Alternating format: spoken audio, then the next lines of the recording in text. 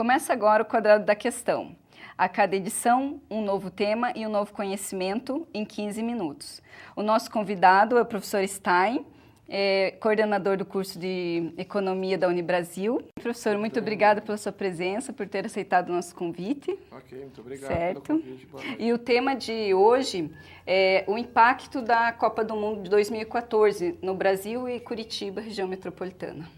A expectativa de todos, né, do governo e dos clubes envolvidos e propriamente dos torcedores é que a Copa do Mundo em 2014 ela traga bons resultados, não só no aspecto de futebol, mas principalmente para os governos do ponto de vista econômico, né, porque para organizar a infraestrutura para o atendimento das exigências da FIFA são necessários vários investimentos em infraestrutura de transporte, circulação urbana, estacionamento, acesso aos estádios, né, e aeroportos também. Então, a expectativa é que esses resultados eles sejam permanentes para a população das cidades que serão sedes da Copa do Mundo. Uhum.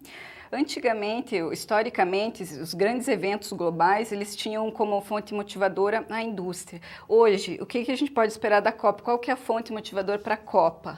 Na verdade, do ponto de vista econômico, a área, né, ou as áreas que mais vão ter impacto ou benefícios, né, dito de outra forma, são as áreas de prestação de serviço, né, hotelaria, a área de fornecimento de alimentos e bebidas, né, e a prestação de serviço na questão de transporte, por exemplo, a locação de carros, visitação do ponto de vista turístico também, né, a infraestrutura turística precisa ser adaptada ou atualizada ou melhorada para receber esse público, né? Então, espera-se que na prestação de serviço, nas diversas áreas, você tenha um impacto mais significativo. Tem uma expectativa de público, né, de turistas visitando o Brasil nesse período da ordem de 500 mil pessoas, né? E de frequência aos estádios, se a gente fizer um comparativo com a África do Sul e a Alemanha em 2006, a frequência de torcedores aos estádios se estima na ordem de 3,5 milhões de pessoas.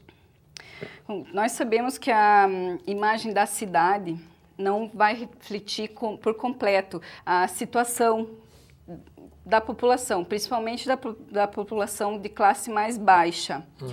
Essa população, essa fatia da população vai ter acesso a todos os benefícios da Copa? Olha, exatamente essa é a expectativa dos governos, né? Porque os governos estão empenhados que algumas cidades, né, o caso de Curitiba, por exemplo, que tenha condições de sediar ou ser uma das sedes da Copa do Mundo, porque isso permitiria o recebimento de investimentos por parte do governo federal, do governo estadual, né, e da iniciativa privada em áreas de infraestrutura que tem-se a expectativa que vá beneficiar toda a população de Curitiba, porque a tendência ou a expectativa é que melhore a infraestrutura viária do ponto de vista de transporte, principalmente transporte coletivo, acessos, né, e tem também toda aquela história do metrô aqui em Curitiba. Talvez, né, se isso se desenvolver, se desenrolar, talvez possamos ter o metrô aqui em Curitiba. Então, isso vai significar melhorias para a população. E, eventualmente, essa população pode, por questões de renda, não ter um acesso importante aos jogos da Copa, né, que vão acontecer aqui em Curitiba, por exemplo, mas elas vão se beneficiar indiretamente ou diretamente por melhoria nessa infraestrutura, né? E na geração de empregos também, né, que se tem uma expectativa de geração no período de 2010 a 2014, no Brasil inteiro, que se gerem algo em torno de 3 milhões e 370 mil novos empregos, né? Então, e Curitiba, de alguma forma, vai ter alguns empregos, né? Uma parte importante desses empregos vão ser gerados em Curitiba, que é uma das cidades sedes. Ainda na questão social, nós vamos ver mais investimentos, tanto no que antecede a Copa, que isso tem que acontecer, mas como no pós-Copa também. Vamos ver mais programas de prevenção às drogas, por exemplo, como um incentivo do esporte. Certamente, em relação à Copa e porque na continuação nós teremos as Olimpíadas aqui no Brasil também. Então, o governo já anunciou nessa semana mesmo, né, a liberação de recursos para a formação de atletas, né, e também dentre esses recursos existem verbas destinadas a essa atividade ou com esse foco que você me pergunta, né? Fazer a prevenção, porque a questão da Copa do Mundo e a questão das Olimpíadas, elas têm uma questão fundamental e crucial, que é a questão de segurança dos turistas e do entorno dos locais onde vai acontecer os eventos. E para que isso aconteça de uma forma efetiva, a sociedade, através do aparelhamento da polícia, na prevenção, né, de crimes, isso vai ser enfrentado com a organização de programas de inclusão social, principalmente dos jovens daquelas populações menos assistidas do ponto de vista de renda. Então, isso certamente vai ter uma repercussão nessas medidas, ou nessa legislação que foi publicada agora recentemente pelo governo, né, tem previsão de, inclusive, permitir que os atletas amadores, o que é uma coisa que é proibida pela legislação, a partir de agora eles possam receber patrocínio de empresas, né? Isso vai ajudar de uma forma importante. O governo vai oferecer uma bolsa, digamos, uma bolsa atleta, para os jogadores e também para aqueles que estão se preparando para as Olimpíadas, e o fato deles poderem receber patrocínio vai melhorar de uma forma importante a renda, o acesso à renda dessas pessoas, e eles vão poder se dedicar de uma forma mais completa à preparação para a própria Copa do Mundo, né, nas escolas de formação de jogadores e também dos atletas para as Olimpíadas. Uhum. E será que nós podemos contar com isso no pós-Copa? Essa segurança, esse planejamento, será que isso vai continuar? A expectativa de todos é essa, né? Para evitar que aconteça uma situação que aconteceu na África do Sul, por exemplo. Essa disputa por cidades para serem sedes, né, aconteceu pelo menos em 2 casos na África do Sul, que se construiu estádios, né, ou foram construídos 2 estádios em regiões que não tinham tradição de futebol, né? E esses estádios estão lá, ficaram perfeitos. A África do Sul investiu em torno de 10 bilhões só na melhoria e construção de estádios, então tem 2 estádios que estão no meio de lugar nenhum, porque a população não tem uma cultura de futebol. A utilização por parte da população ela vai ser muito pequena, dado o investimento que aconteceu. Então, a expectativa é que, principalmente por parte dos recursos públicos que vão ser investidos para a preparação da Copa do Mundo, eles sejam utilizados em investimentos, né, organização, melhorias que sejam permanentes, ou seja, para a população, não só para o período da Copa, no período da Copa muito mais para os turistas, mas depois da Copa que seja benefício para a população. Eu até pergunto isso porque tem um exemplo aqui perto, né? O estádio do Tarumã. Isso. O ginásio ginásio do Tarumã, que antigamente era do Rexona, e eles faziam lá, né? Tinha o treino das meninas do vôlei, e hoje não funciona mais, está todo pichado, né? Tá de lado mesmo, está esquecido, né? Por isso que a gente acaba se preocupando com essa... Isso vai muito mais da questão do gestor público, né? Que esses prédios públicos, né? Ginásios públicos, pertencem ao poder público, ao estádio, né? Ao estado ou ao município. Então, cabe a responsabilidade de uma utilização adequada por desses espaços do gestor público, do prefeito, do governador do estado. Então, se o ginásio do Tarumã está abandonado, alguém tem responsabilidade sobre isso. Quer dizer, tinha uma empresa que tinha um contrato de patrocínio, né? Então, se esse contrato de patrocínio terminou, quer dizer, se abandona toda aquela estrutura até que alguém resolva, né, daqui talvez 2 anos ou 10 anos, ou sabe, sei lá quanto tempo, aproveitar aquela infraestrutura, então tem que ter uma política pública para isso.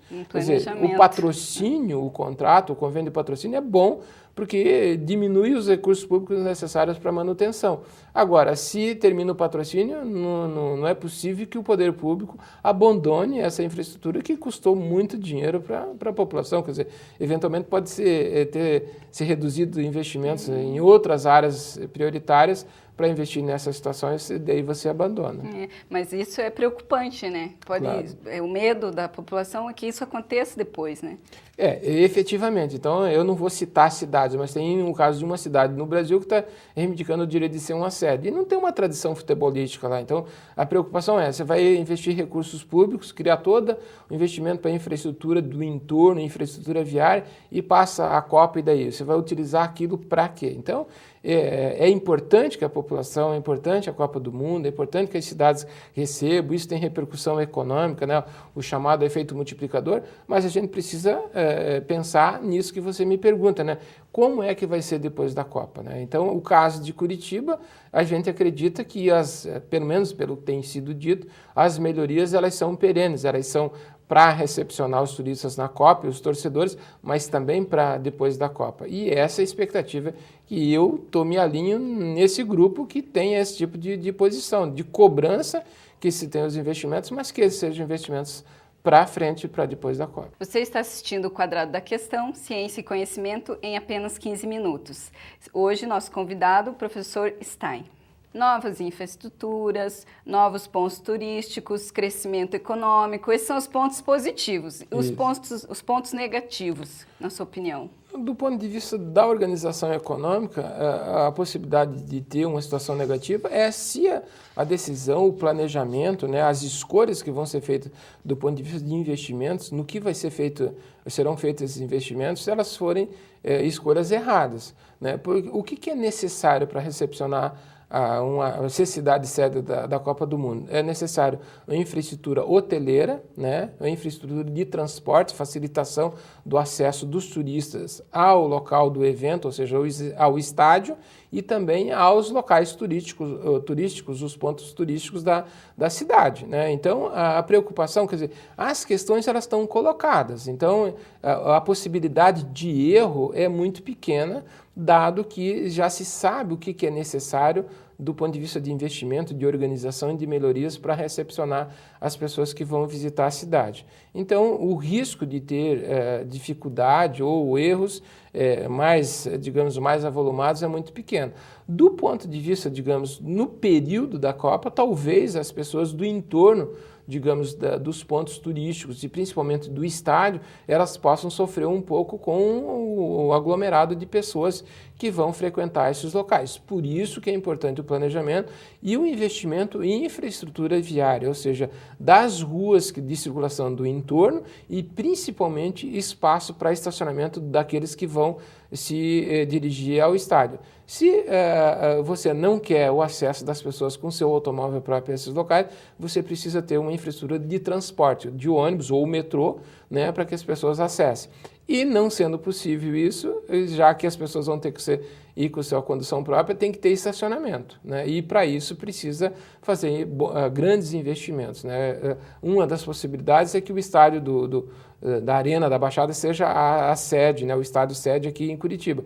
Quer dizer, a gente sabe que no entorno ali não tem um espaço, né, vago que permita a construção de um grande estacionamento. E isso é necessário, né? Então, é uma das exigências da FIFA. Então, talvez, digamos, entre aspas, o que seria negativo é o impacto, o transtorno para as pessoas que moram no entorno, digamos, do estádio. Mas, se isso for feito de uma forma bem organizada, bem planejada, passado o período da Copa, né, eu acho que o benefício vai ser muito maior do que o eventual transtorno do período da Copa propriamente. Então, quais são os setores que vão ganhar para definir? Olha, os setores que vão ter um benefício maior com a Copa do Mundo, né, é o setor da construção civil, né, porque vai estar envolvido na melhoria dos estádios e eventualmente na construção, né, o setor de hotelaria, né? Como eu disse, se espera que visitem o Brasil em torno de 500 mil turistas e a gente tem que considerar o turismo interno também.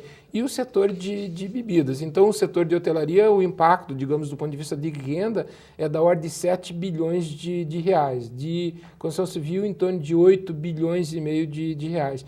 E no setor de bebidas, da ordem de 3 bilhões e meio de reais. Então, todos esses investimentos, né, significa a renda para a população, porque se alguém atende num bar, num hotel que cobra por esse serviço, por exemplo, lá na hotelaria 7 bilhões, significa que esses 7 bilhões vão ser pagos na forma de renda, para o dono do hotel na forma de lucro, para o gerente do hotel na forma de salário, para os atendentes, para aqueles que trabalham na cozinha, para os fornecedores. Então, o volume investido no Brasil, o total estimado, é em torno de 140 bilhões de reais. Significa dizer que são 140 bilhões de rendas que serão pagas na forma de lucro, na forma de salário, na forma de direitos autorais, na forma de juros, né, e de aluguéis. Então, isso gera, né, uma entrada de renda na economia, um acréscimo de renda importante. Ok, professor, muito obrigada pela sua presença. Você assistiu o Quadrado da Questão, tudo em 15 minutos. Não perca a próxima edição.